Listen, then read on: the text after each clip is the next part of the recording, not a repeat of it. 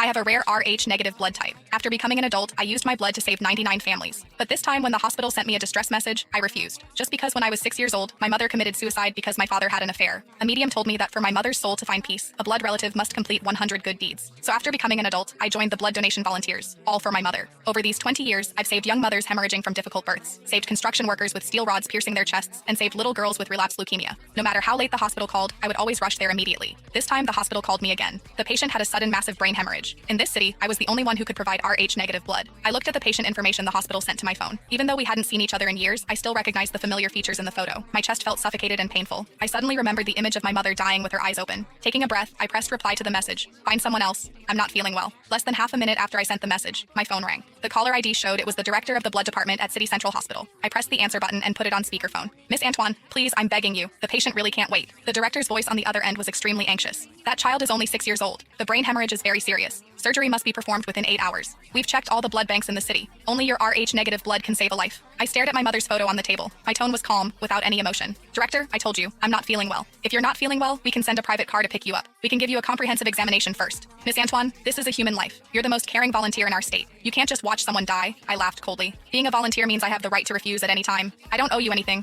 and I certainly don't owe that child anything. After saying this, I hung up directly and pressed the power button. The room instantly became quiet. I looked at my mother's gentle face in the photo, my fingers clenched tightly into fists. Just one more good deed, and my mother could find peace. But this 100th good deed, I would absolutely never do for my enemy's son. But I was thinking too simply. Less than 10 minutes later, my backup work phone suddenly lit up. Only a few important clients and the community manager knew this phone number. I looked at the unknown number on the screen and pressed answer. Is this Miss Antoine? The male voice on the other end was extremely anxious and accusatory. I'm a reporter from the state TV station. The entire internet is looking for you right now. The 6-year-old boy with brain hemorrhage at City Central Hospital. Why won't you save him? Do you know your behavior is equivalent to murder? I gripped my phone tightly, my eyes completely cold. Murder? By your logic, that child's biological parents murdered someone 20 years ago. Why don't you investigate that? I hung up directly and blocked the number. I opened my tablet next to me and clicked on the local news live stream. On the screen was the scene outside the emergency room at City Central Hospital. A well-dressed woman was kneeling on the floor outside the emergency room door, crying hysterically. Please, everyone, help me. Help me find that volunteer. As long as she's willing to donate blood to save my son, I'll kowtow to her. I stared at that face on the screen. Even if she turned to ash, I would recognize her. Garcia. In the footage, a middle-aged man in a suit walked into frame. He bent down to help Garcia up, facing the reporter's camera with a face full of indignation.